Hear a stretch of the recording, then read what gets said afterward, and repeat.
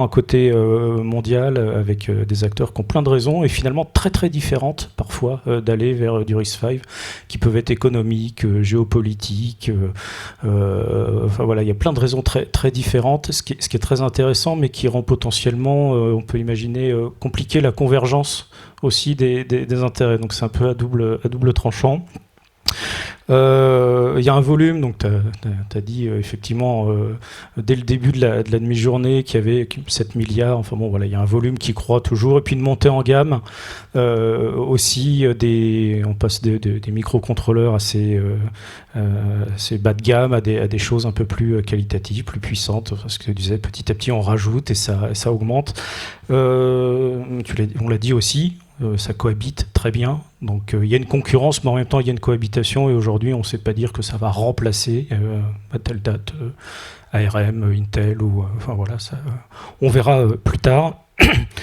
On a parlé, il y a aussi beaucoup de projets de recherche, donc évidemment, donc je ne vais pas revenir dessus.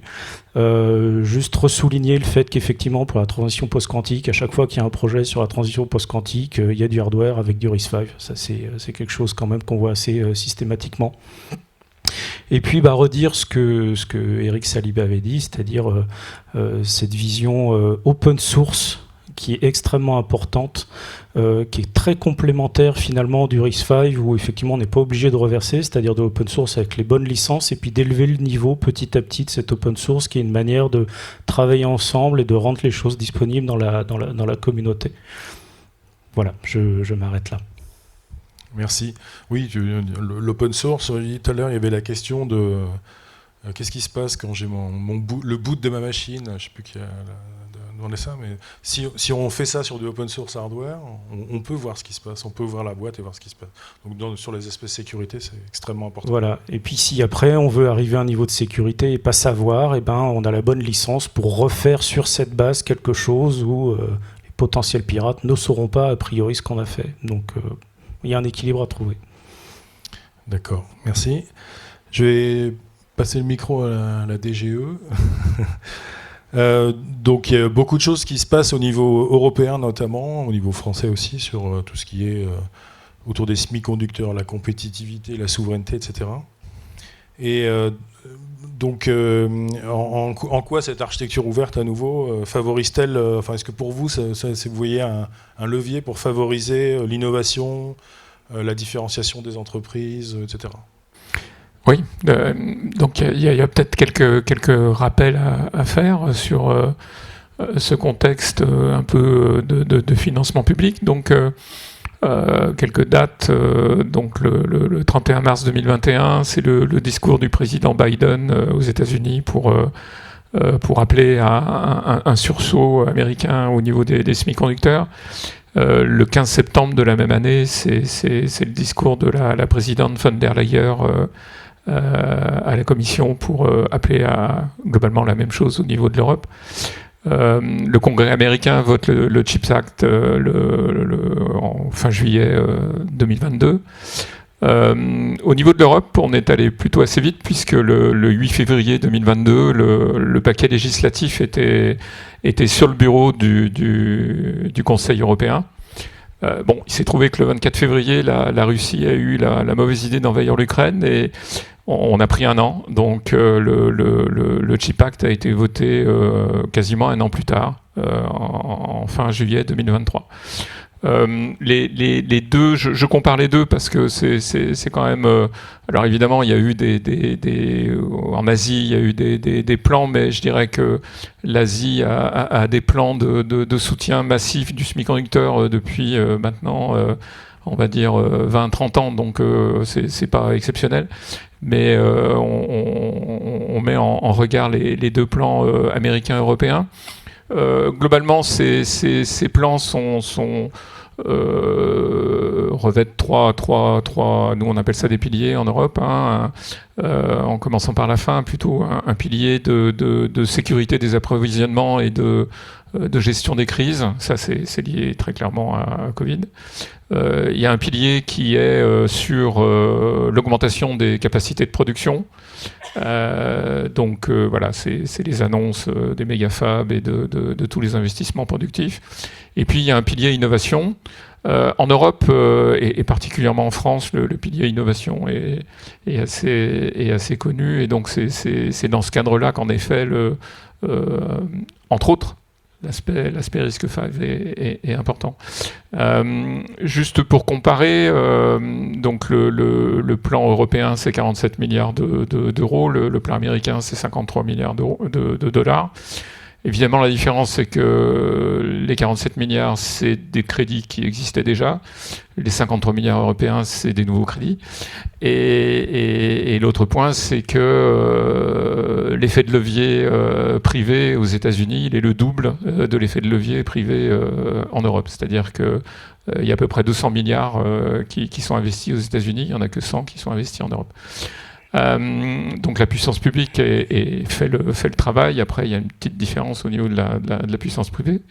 Ensuite, au niveau des points sur l'innovation, donc c'est dans le cadre d'Horizon Europe qui a pris le pas d'Horizon 2020. Donc Horizon Europe, c'est, pour rappel, 2021-2027. 95 milliards d'euros sur l'innovation en Europe. Et donc, il y en a 11 qui sont dédiés à cet aspect initiative européenne sur les semi-conducteurs, qui est le pilier 1 du CHIPS Act. En fait, comme je disais, bon, c'est des crédits c'est des crédits. Le CHIPS Act, aussi bien aux US qu'en Europe, il faut savoir que c'est une loi. C'est pas simplement ça vous permet d'investir. Mais en gros, sur ces 47 milliards, il n'y a que 3,3 milliards qui sont vraiment des nouveaux crédits. Le reste, c'est des crédits qui ont été réalloués. Et puis, c'est des crédits que les États membres investissent dans un certain nombre de projets. Donc, le pilier 1, il a été mis en place ce qu'on appelle des entreprises communes. Et donc, la fameuse CHIPS-JU, qui a vu le jour fin d'année dernière. Donc il y en a 9 en Europe. EuroHPC avec l'initiative EPI est une autre entreprise commune. Ce sont des entreprises qui sont censées justement faire la gouvernance de tous ces investissements financiers qui sont assez massifs. Donc il y a un certain nombre de choses qui sont déjà en cours. Donc nous, au niveau français, c'est venu télescoper le plan France 2030. Avec son versant semi-conducteur. Donc il y a eu un timing à peu près corrélé. France 2030 a démarré plutôt en 2021, donc c'est 37 milliards sur du PIA 4 qui sur à peu près une dizaine de stratégies d'accélération. La stratégie d'accélération électronique, c'est celle qui comporte le plus de financement, avec 5,6 milliards d'euros sur l'électronique. Donc c'est le fameux PIEC, le programme d'intérêt commun, qui est un programme européen, qui prend la suite des fameux plans nano, qui ont commencé dès le début des années 2000 en France. Donc c'est des plans qui sont plutôt technologiques au niveau du semi-conducteur, mais il y a des versants design, et donc par exemple il y a un des chefs de file français, Continental, à Toulouse, qui a un plan à peu près de 150 millions d'euros d'assiettes pour du développement d'une architecture software-hardware pour les véhicules, qui est basée sur RISC-V, et il y a donc c'est à peu près une quarantaine de millions d'euros d'aide, et donc il y a NXP, il y a un certain nombre d'entreprises qui travaillent sur ce sujet-là.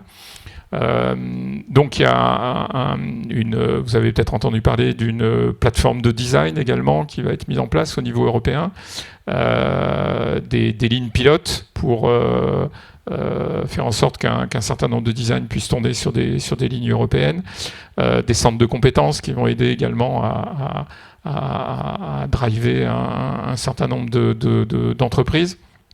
Donc voilà, l'Europe et la France essayent de mettre en place un certain écosystème.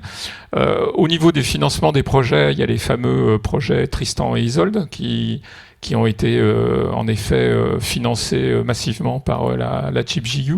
Alors c'était des projets KDT, on appelle ça maintenant ChipJU. Donc la roadmap européenne, c'est une roadmap européenne et la France est dans l'Europe, donc c'est une roadmap dans laquelle la France investit pas mal. La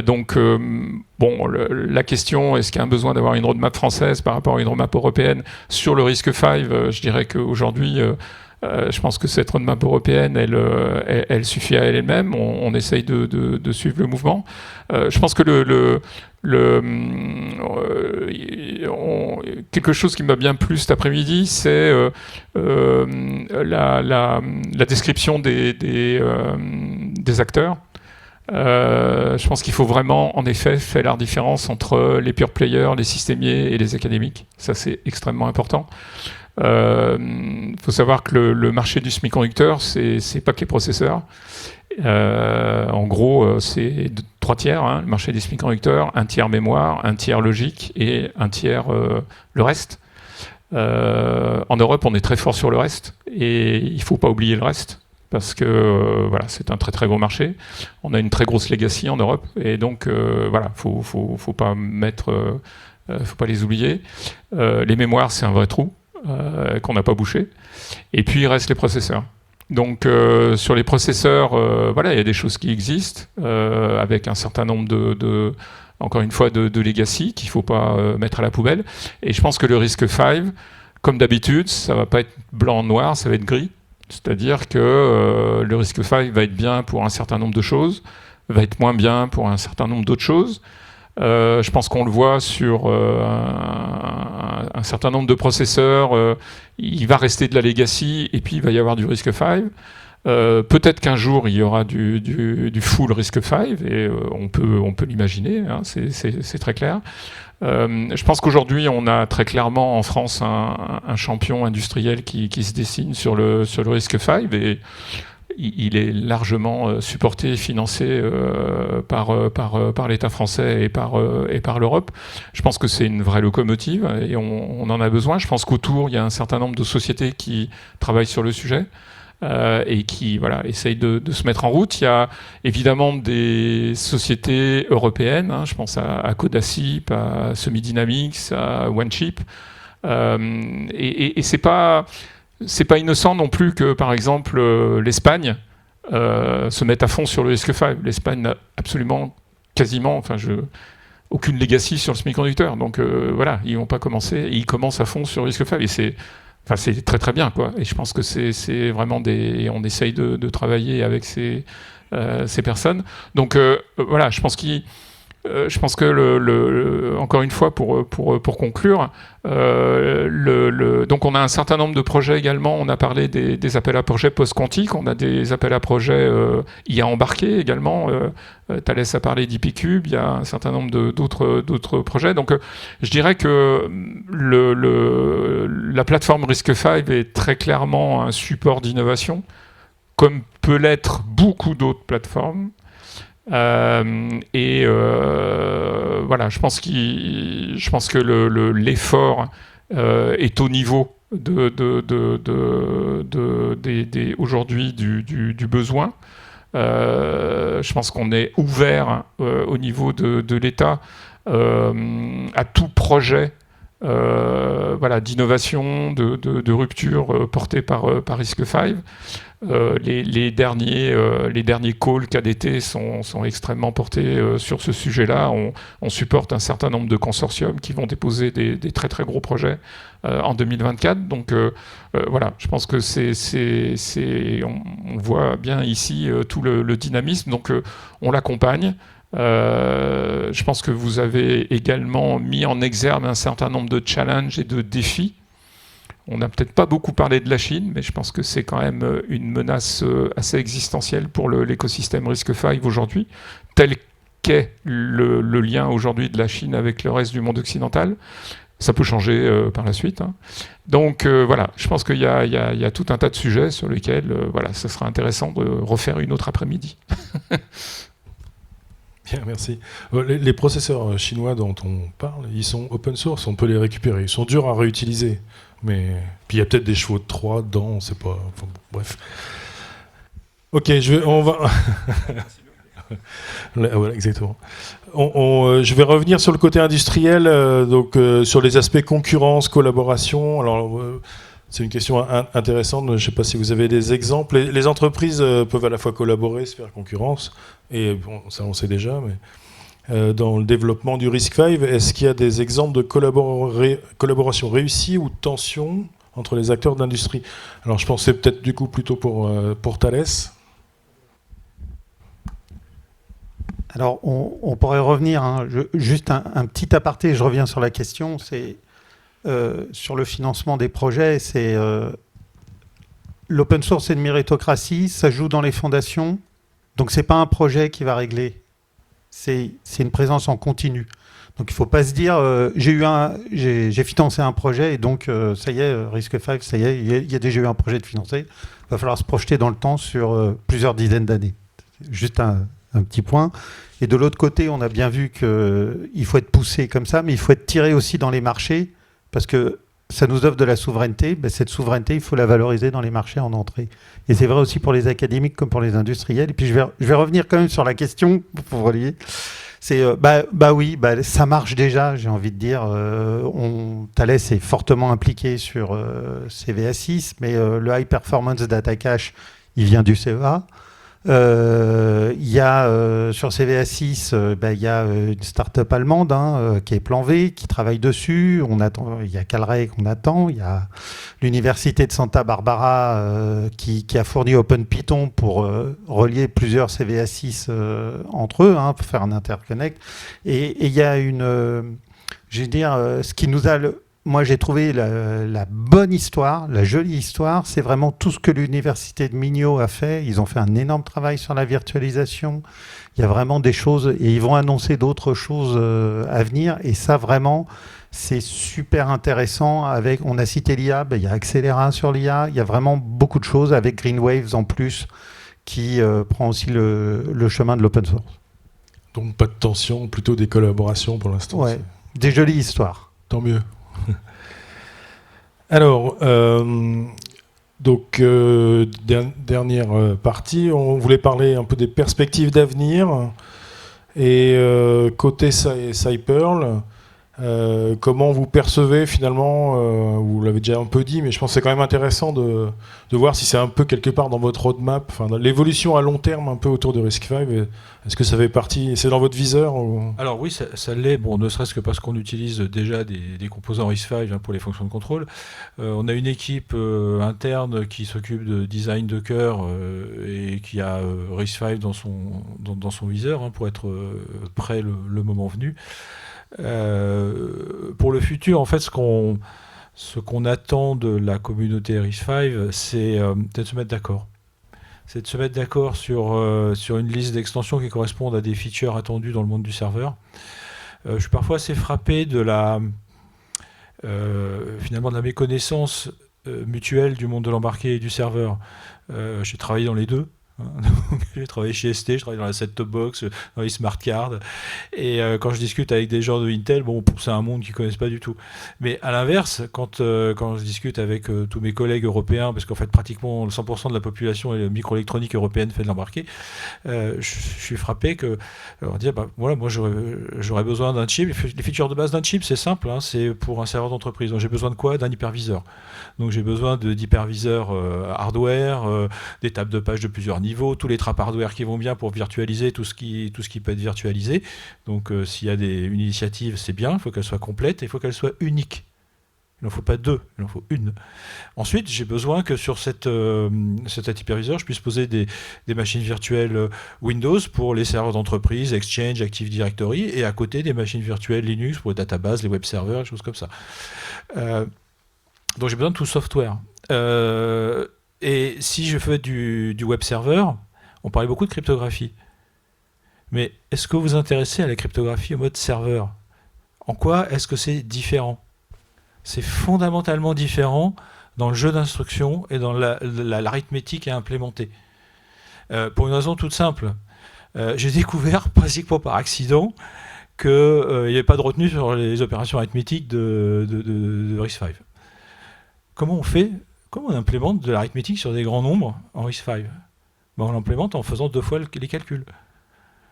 Et tous les papiers de recherche, par exemple, que j'ai pu voir sur RSA, sur RISC-V, incluaient toutes, sans exception, l'implémentation d'une extension RISC-V. Ce qui fait que je me retrouve avec une dizaine d'extensions RISC-V d'arithmétique sur des grands nombres. Alors, même pas d'arithmétique sur des grands nombres, mais juste d'arithmétique qui soit facilement utilisable sur des grands nombres. Quand on fait de la cryptographie, alors asymétrique, puisque bon, le symétrique, on va dire que c'est résolu depuis longtemps avec une extension AES, quelle que soit l'extension AES. Il y en a sur Intel, il y en a sur ARM, il y en a sur RISC-V. C'est bien, c'est problème réglé. Mais sur l'asymétrique, aujourd'hui, en TLS 1.3, il n'y a plus d'échange de clés RSA, mais il y a toujours des signatures RSA. Et ça, c'est terrible, parce que ça veut dire que quand je suis client, device client embarqué, je fais une connexion sortante une fois de temps en temps. Je fais une vérification de signature de temps en temps. Ça ne coûte rien, une vérification de signature. Quand je suis serveur, je génère des centaines de milliers de signatures par seconde. Et ça, c'est une charge monstrueuse. Ça peut tuer un serveur. Et pour ça, il faut avoir pas forcément des accélérateurs RSA. Ça, des accélérateurs RSA, on en trouve dans tous les systèmes embarqués. Vous n'en trouverez jamais aucun dans un CPU Intel. Il n'y a pas d'accélérateur RSA dans un CPU Intel. Ils font ça avec des instructions arithmétiques. Mais ils font ça avec des instructions arithmétiques sur des machines qui sont superscalaires, out of order, avec de l'arithmétique qui est correctement implémentée, et des opérations qui sont, on va dire, big number friendly. J'attends que ça arrive. Ça va arriver à la fin. Ça va arriver. Mais on en a juste besoin. Et on a besoin que la communauté RISC-V se mette d'accord. Je veux pas 2 extensions, j'en veux qu'une. Parce que s'il y a 2 extensions, il n'y aura pas de binaire dessus. Le binaire se posera sur le jeu d'instructions de base. Dès l'instant où on dit, voilà, il y a un profil serveur, tous les gens qui font du profil serveur implémentent ça et ça, on est sûr que c'est là, et à seul exemplaire, ce jour-là, tout le software suivra, et nous, on fournira des chips RISC-V, et on ne sera probablement pas les seuls. Intéressant comme point de vue. Merci. Donc ensuite, j'avais une question pour le CE1 par rapport au renforcement de la maturation du marché du RISC-V avec un regard à recherche plus. Est-ce que tu as quelque chose à... Oui. On va dire que, clairement, comme on l'a dit, le RISC-V ouvre un champ de recherche, on ne va pas le redire, juste donner quelques peut-être exemples de ce qu'on fait, nous, en matière de recherche. Donc, j'entends qu'il faut travailler sur l'aspect serveur. Nous, on a effectivement, côté sécurité matérielle, on adresse beaucoup les challenges de l'embarqué. Donc on développe, on innove autour des contre-mesures, on implémente au niveau FPGA, au niveau ASIC, donc des cœurs de l'open hardware en 32 bits, mais aussi là on intègre sur notre nouveau démonstrateur Vasco 3 le CVA6 qu'on essaye de sécuriser aussi à côté. On travaille donc à la fois donc sur des projets en interne, mais aussi donc à l'Europe. On a 4 ou 5 projets là en montage, en cours de dépôt, pour pas les citer. On a du RISC-V pour l'automobile, pour le PQC, pour le HPC. Voilà, donc on a beaucoup d'actions dans différentes typologies technologiques ou applicatives. Je voudrais aussi mentionner, parce que je sais qu'il est dans la salle, un projet en cours de montage PTCC, donc le projet Forward, qui lui vise à améliorer les outils de vérification formelle, notamment pour la sécurité des composants. Donc là aussi, l'idée, c'est de venir prendre un cœur RISC-V sécurisé, non sécurisé, et de venir le vérifier formellement et de le complémenter par des caractérisations expérimentales.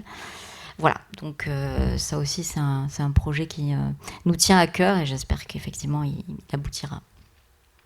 Voilà. Oui, le terrain-jeu académique est clair. Côté industriel, il manque encore sans doute que ça se j'ai stabilise un peu. aussi Parce que... quelque chose, Ouais. nous avons aussi une chaire PQTLS autour de tout ce qui est justement les implémentations innovantes, sécurisées et efficientes de la PQC, et avec un sous-axe autour des jeux de restriction risque 5. Voilà. Donc, Juste une petite remarque là-dessus. Sur les accélérateurs PQC, RSA, ECC, je pense que c'est une grande famille, c'est toute l'arithmétique sur les grands nombres. Et je ne pense pas que qui que ce soit attende d'un accélérateur spécifique, je ne sais pas moi, Kyber, Dilithium ou comme RSA ou ECC, parce que les algorithmes changent. Ce qu'on a besoin, c'est de faire de manière efficace tous les calculs possibles sur l'arithmétique sur les grands nombres, y compris le jour où Kyber se casse la figure, comme Rainbow s'est cassé la figure, comme Psyche s'est cassé la figure. Ce jour-là, il y aura un autre algorithme. Et si on a fait des implémentations hardware pour accélérer Kyber ou Dilithium, ça ne servira plus à rien. Donc on n'attend pas tellement de l'accélération spécifique, comme par exemple à ES, où là c'est hyper spécifique à ES, on attend une capacité d'arithmétique sur des grands nombres flexibles et performantes. Juste, l'axe sur lequel on travaille, et c'est forcément lié au fait que cette nouvelle cryptographie est jeune, et c'est sur l'agilité, et justement pouvoir répondre au fait que si un des algorithmes crypto tombe, eh bien, on puisse se reposer sur un autre cryptosystème. Donc voilà, c'est bien l'objectif qu'on a, c'est passer par l'hybridation, mais aller vers l'agilité. Voilà. On est pas mal en retard, mais vas-y. Donc là, j'ai mon collègue René qui prend le même train que moi, qui s'en va. Mais juste pour dire, au niveau de l'innovation, donc là, je commence à trembler. Il faut avoir en tête qu'on a un... 47, Non, mais je plaisante. Ok. Le fait que le hard et le soft soient ouverts, il ne faut pas le voir de manière cloisonnée. À partir du moment où les deux sont ouverts, ça veut dire qu'on va pouvoir faire de la migration de l'un vers l'autre. Et c'est ça qu'il faut avoir en tête et penser un peu différemment de la façon dont on pensait avant. Et c'est notamment vrai pour l'agilité.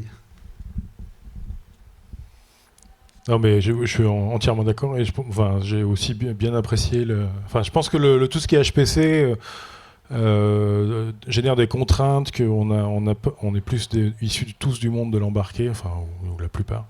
Et il y a certainement des sujets, y compris au niveau recherche, qui sont extrêmement intéressants.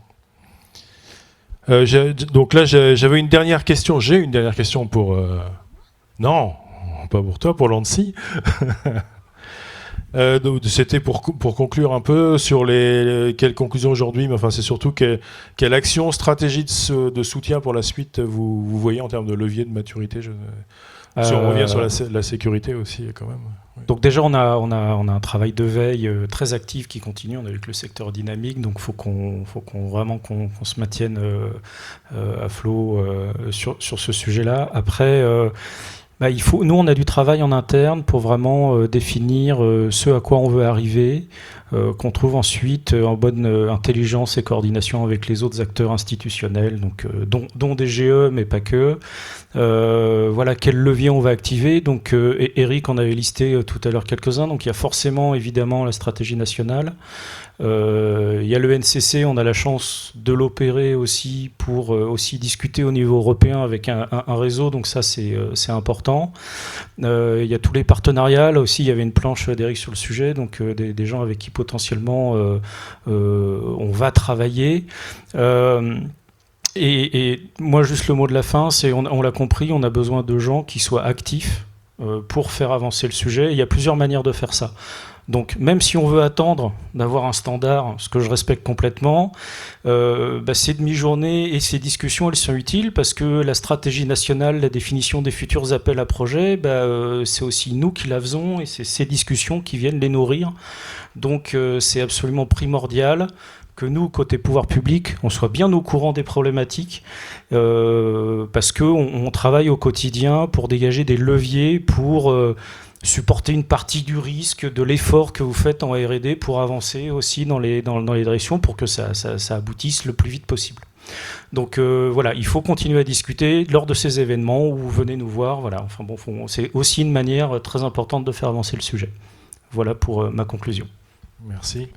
Alors, il a fallu 10, 15 ans, peut-être 20 à ARM pour arriver dans les serveurs. Donc, Et donc juste un dernier mot, une petite pub donc pour le Risque 5 Summit Europe donc à Munich fin juin. Et donc je n'y serai malheureusement pas parce que c'est pile au moment des Leti Innovation Days qui sont sur la même semaine. Donc voilà, faites votre choix. Mais voilà, ma collègue sera là pour nous représenter et Olivier sera là aussi pour le stand CEA. Voilà. Merci à toutes et à tous. Et Jérôme. En tout cas, merci. Merci à Olivier qui doit prendre son trait. Alors, nous allons... À moins qu'il y ait une question pour... Aucune question. Bon, on peut passer le dernier slide. Merci. Merci à Jean-Éric, merci à Marion, merci à Sylvain et à Thierry. Et merci à Olivier pour l'animation de cette table ronde.